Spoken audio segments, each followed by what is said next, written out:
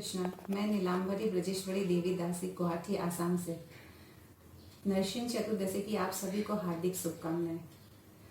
भगवान नरसिंह देव का आज प्राकट्य दिवस है। भगवान नरसिंह देव 5 वर्ष के बालक प्रहलाद की रक्षा करने के लिए प्रकट हुए थे। प्रहलाद महाराज दैत्य हिरण्यकशिपु के पुत्र थे। वो चौथी संतान थे हिरण्यकशिपु के, और माता कयादु के पुत्र थे। प्रहलाद महाराज बचपन से ही भक्त थे। उन्होंने अपनी माता के गर्भ में ही भगवान की भक्ति शुरू कर दी थी। जब वो गर्भ में थे तब उन्होंने देव ऋषि नारद से भागवत सुनी थी। वो तभी से भक्त बन गए थे। लेकिन उनके जो पिता थे हिरण्यकशिपु, वो दैत्य थे और वो दैत्यों के राजा थे। उन्हें अजर अमर होना था, तो उन्होंने घोर तपस्या की। फिर उन्होंने ब्रह्मा जी से वरदान भी मांगा कि मैं अजर अमर हो जाऊँ, आप मुझे ये वरदान दे। तब ब्रह्मा जी ने कहा कि मैं स्वयं ही अमर नहीं हूँ, मेरी मृत्यु भी निश्चित है, तो मैं तुमको कैसे ये वरदान दे सकता हूँ, तुम कुछ और मांग लो। तो हिरण्यकशिपु ने अपनी आसुरी बुद्धि लगाई। He played smarter. उसने इसी वरदान को 6 भागों में विभाजित कर दिया और उसने ब्रह्मा जी से 6 वरदान मांगे। पहला वरदान कि मैं ना जल में मरूं, ना थल में मरूं, ना आकाश में मरूं। दूसरा, ना मैं घर में मरूं, ना बाहर मरूं। तीसरा, ना मैं दिन में मरूं, ना मैं रात में मरूं। चौथा, ना मैं अस्त्र से मरूं, ना मैं शस्त्र से मरूं। पांचवा, ना मैं कोई पशु से मरूं, ना मैं कोई मनुष्य से मरूं। और जो छठा वरदान है वो हम सब ओवरलुक कर जाते हैं। छठा वरदान ये था कि 12 मास में से भी मैं कोई मास में न मरूं। तो ब्रह्मा जी ने तथास्तु कहा। इधर प्रहलाद महाराज 5 वर्ष के हो चुके थे। उन्हें गुरुकुल भेजा गया था ज्ञान अर्जित करने के लिए। जब वो गुरुकुल से लौटे तो पिता हिरण्यकशिपु ने अपने पुत्र को गोद में बैठाया और प्रहलाद से पूछा कि बेटा, आप जो गुरुकुल से ज्ञान लेकर आए हो उसमें से क्या है जो सबसे श्रेष्ठ है, आपको क्या सबसे श्रेष्ठ लगा, आप मुझे बताओ। तो प्रहलाद ने कहा, नौदा भक्ति के बारे में अपने पिता को बताया और कहा कि भगवान विष्णु की भक्ति ही सर्वश्रेष्ठ है। और पिताश्री, मैं तो आपको कहता हूँ कि आप भी अब सब राजपाट छोड़ के जंगल को चल दीजिए और वहां जाकर भगवान विष्णु की भक्ति कीजिए, यही सर्वश्रेष्ठ होगा। ये सुनकर तो हिरण्यकशिपु बौखला गया। वो एकदम आग बबूला हो गया।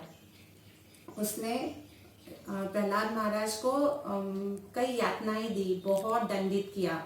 प्रहलाद को जहर पिलाया गया, गरम आग में उसे फेंका गया, हाथी के पैरों तले कुचलाया गया, भयंकर सांपों से डराया गया प्रहलाद को, पर्वत की चोटियों से नीचे फेंका गया। बहुत तरीके से कोशिश करी गई प्रहलाद का प्राण हरण करने की, लेकिन प्रहलाद का कोई भी बाल बाका नहीं कर पाया। वो ज्यों का त्यों ही था, उसे कुछ भी नहीं हुआ। तब हिरण्यकशिपु समझ गए कि ये तो कुछ विचित्र बालक है। तो हिरण्यकशिपु ने प्रहलाद से पूछा कि ये जो तुम्हारे पास बल है, ये बल का कारण क्या है, ये बल कहाँ से आ रहा है, कौन है जो तुम्हें बल प्रदान कर रहा है। तब प्रहलाद ने उत्तर दिया कि हे पिताश्री, आप में जो बल है वो, मेरे में जो बल है वो, और सब प्राणियों में जो बल है वो मेरे भगवान हरि का बल है। एकमात्र हरि ही है जो हम सब जीवों को बल प्रदान कर रहे हैं। तो हिरण्यकशिपु को तो और ज्यादा गुस्सा आया ये बात सुनकर। हिरण्यकशिपु ने कहा कि तुम जो मेरे अलावा किसी और को इस जगत का स्वामी बता रहे हो, वो है कौन, वो है कहाँ, उसे बुलाओ तो सही, वो दिखता क्यों नहीं है। तब प्रहलाद ने उत्तर दिया कि पिताश्री, वो सर्वव्यापी है, वो घट घट में, वो कण कण में वास करते हैं, वो सब जगह है। तब हिरण्यकशिपु ने प्रहलाद को कहा कि तुम जो कह रहे हो कि तुम्हारा विष्णु घट घट वासी है, क्या तुम्हारा भगवान इस खंबे में है। तो प्रहलाद ने कहा, हाँ पिताजी, मेरा भगवान इस खंबे में भी है, विष्णु इस खंबे में भी है। तो हिरण्यकशिपु आग बबूला हो गया। वो अपने सिंहासन से कूद कर आया और आकर उस खंबे को एक मुक्का मारा। उसके मुक्का मारते ही ऐसी गर्जना हुई, उस खंबे से ऐसी ध्वनि निकली जो सारे लोगों में फैल गई। ऐसा लगा कि आज प्रलय आ जाएगा, ऐसा लगा पूरा ब्रह्मांड हिल गया हो। भयंकर भीषण गर्जना हुई, भीषण साउंड वाइब्रेशन उस खंबे से निकली। तब हिरण्यकशिपु प्रहलाद को मारने के लिए झपटे। जैसे ही उन्होंने झपटा वैसे ही उस पिलर से भगवान नृसिंह देव का अवतार लेकर आए। बोलो नृसिंह देव भगवान की जय। अब ये प्रश्न उठता है कि भगवान उस खंबे से अवतार क्यों लिए? तो एकमात्र इसका रीजन ये है कि प्रहलाद ने कहा था कि मेरे विष्णु कण कण में व्याप्त है, इस खंबे में भी है। तो अपने भक्त की बात को रखने के लिए, इस बात की पुष्टि करने के लिए भगवान ने खंबे से भी प्रकट होना स्वीकार किया। भगवान ने इसीलिए खंबे से प्रकट हुए। और फिर भगवान ने जो अवतार लिया वो एक अद्भुत अवतार था। न तो वो पूरे मनुष्य थे, न वो पूरे पशु थे। उनका शरीर का ऊपर का हिस्सा था वो सिंह का था और नीचे का हिस्सा मनुष्य का था। तो ये एक अद्भुत विचित्र अवतार था। भगवान ने ये अवतार भी इसीलिए लिया कि जो ब्रह्मा जी ने वरदान दिया था हिरण्यकशिपु को कि उसे कोई मनुष्य भी नहीं मार सकता है और ना ही कोई पशु मार सकता है। तो ये एक अद्भुत अवतार था। न तो वो पूरा मनुष्य था, न वो पूरा पशु था, हिरण्यकशिपु का वध करने के लिए। तो जैसे ही भगवान अवतार लिए, भगवान का जो रूप था वो अद्भुत था। जैसे सोने को गलाया जाता है, पिघलाए हुए सोने जैसे पीली पीली बड़ी बड़ी आंखें थी नृसिंह भगवान की। एक नहीं, दो नहीं, चार नहीं, 16 भुजाएं थी नृसिंह भगवान की। विशेले लंबे लंबे नाखून, एकदम सुंदर गर्दन पर बड़े बड़े केश, केसरी रूप में आए थे नृसिंह भगवान। विशाल भयंकर उनका जो आकृति था, शरीर का विशाल रूप था। एकदम बड़ी लंबी छाती थी। उनका जो चेहरा था वो एक गुफा के समान था। एकदम गरम गरम सांसें ले रहे थे। तलवार से लपलप करती हुई उनकी जीभ थी। ऐसा रूप उन्होंने धारण किया। ये रूप देखकर हिरण्यकशिपु तो चकित रह गया। इवन जो ब्रह्मा जी थे, ब्रह्मा जी भी विश्वास नहीं कर पाए, वो भी चकित रह गए ये रूप देखकर। जब भगवान प्रकटे उस समय दोपहर की बेला थी, लेकिन हिरण्यकशिपु को वरदान था कि वो दिन में भी नहीं मर सकते, रात को भी नहीं मर सकते। तो भगवान को संध्या कालीन लाना था, संध्या का समय लाना था। तो इसलिए भगवान हिरण्यकशिपु के साथ खेलने लगे, जैसे गरुड़ सांपों के साथ खेलता है। खेलते खेलते शाम की समय आ गई, वो बेला आ गई। तब भगवान चौखट पर, यहाँ भी एक बेनेडिक्शन भगवान ने रखा जो ब्रह्मा जी ने दिया था हिरण्यकशिपु को कि न वो घर में मरेगा न वो बाहर मरेगा। तो भगवान ने हिरण्यकशिपु का वध करने के लिए चौखट चुना। न घर है वो, न बाहर है। भगवान चौखट पर हिरण्यकशिपु को अपनी गोदी में लेटाए। यहाँ पे भी एक बेनेडिक्शन रखा जो है वो उसकी पुष्टि होती है कि न वो उस समय जल में है, न थल में है और न आकाश में है, वो भगवान की गोदी पर है। फिर भगवान ने अपने जो विशेले नाखून थे, बड़े बड़े लंबे लंबे नाखून से वध किया। तो यहाँ पर भी एक जो वरदान था उसकी पुष्टि हुई कि कोई अस्त्र व्यवहार नहीं किया। नृसिंह देव ने अपने नाखून से उसका वध किया। पूरा उसका रक्त बाहर निकल गया, ऐसे विशेले उसका चीर चीर कर डाला, उसकी आंत्रियां बाहर निकल आ गई। फिर भगवान ने स्वयं उस आंत्रियों को धारण किया माला के रूप में। जब हमारे यहाँ पे कोई अतिथि आता है तो हम उससे सबसे पहले आसन देते हैं बैठने के लिए। तो नृसिंह देव जब वहाँ प्रकट हुए तो हिरण्यकशिपु के जो महल था वहाँ पे किसी ने उनको आसन नहीं दिया बैठने के लिए, भगवान ने स्वयं आसन लिया अपना। जब हमारे यहाँ कोई अतिथि आते हैं तो हम उनको जल देते हैं ग्रहण करने के लिए, लेकिन वहाँ भगवान ने हिरण्यकशिपु का रक्त ग्रहण किया, रक्त का पान किया भगवान ने। हमारे गौड़ीय वैष्णव संप्रदाय में ये प्रचलन है कि हमारे यहाँ कोई अगर सीनियर आते हैं तो हम उन्हें एक फूलों की माला से सम्मानित करते हैं।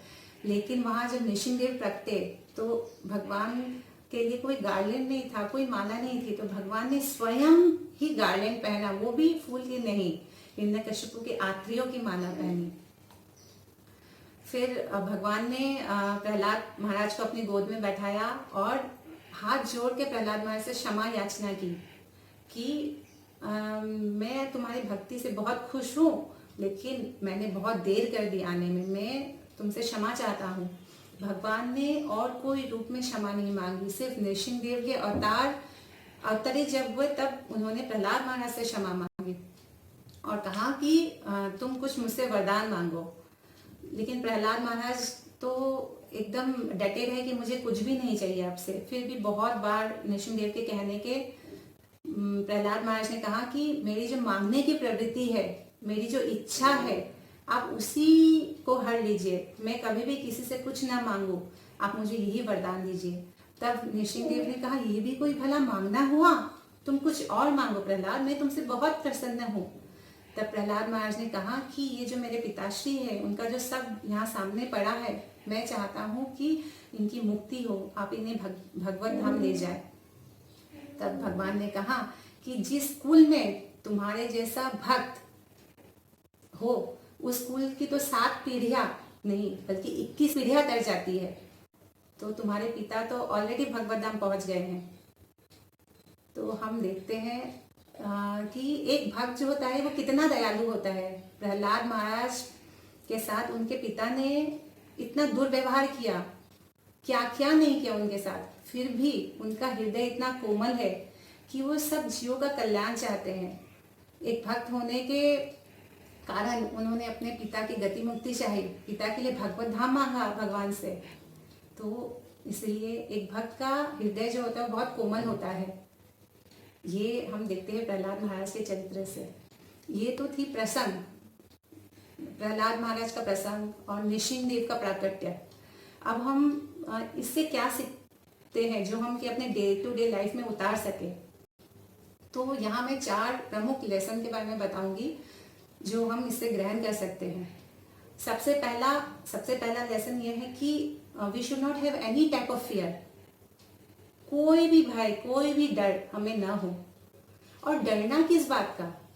भगवान है, जब भगवान स्वयं हमारी रक्षा करते हैं तो क्यों डरना और किससे डरना। श्रीला राधा गोविंद स्वामी महाराज की एक पंक्ति है, वो कहते हैं कि माना कि काम हमारा बिगड़ा है, माना कि काम हमारा बिगड़ा है, पर रक्षक हमारा तगड़ा है, पर रक्षक हमारा तगड़ा है।